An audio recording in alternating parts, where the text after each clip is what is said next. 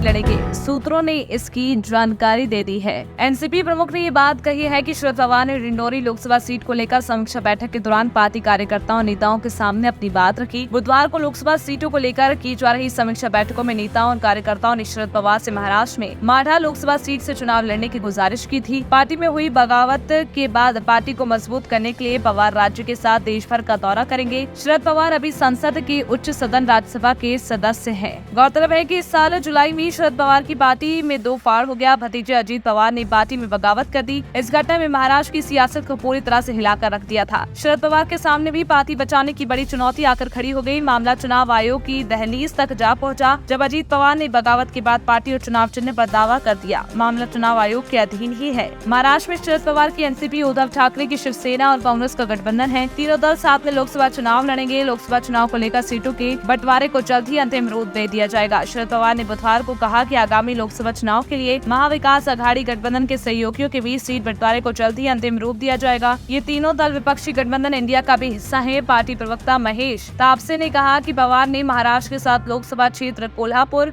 हातकणंगले, रावेर, बारामती, शिरूर, सातारा और माढ़ा में पार्टी की चुनाव तैयारियों की समीक्षा के लिए यहाँ एक बैठक की। उन्होंने बताया कि पवार ने बीजेपी के नेतृत्व वाली सरकार की विफलताओं पर प्रकाश डाला और पार्टी कार्यकर्ताओं को इन कमियों को जनता के सामने खुलकर बताने के लिए प्रोत्साहित भी किया है, जिसे लेकर अब काफी ज्यादा राजनीतिक माहौल में हलचल भी देखने को मिल सकती है। सूत्रों के मुताबिक पार्टी की समीक्षा बैठक के दौरान शरद पवार ने कार्यकर्ताओं और नेताओं के सामने अपनी बात भी रखी थी और ये बैठक बुधवार 18 अक्टूबर को हुई थी। माना जा रहा है कि अगले लोकसभा चुनाव में शरद पवार अब अपनी पारी नहीं लड़ेंगे। पार्टी कार्यकर्ताओं के सामने खुद से साफ कर दिया है उन्होंने अपना रुख, और ऐसे में अब पार्टी में खलबली भी देखने को मिल सकती है। तमाम बड़ी खबरों पर हम आपको लगातार अपडेट देते रहेंगे, लेकिन तब तक के लिए आप हमारे चैनल को लाइक, शेयर और सब्सक्राइब करना ना भूलें।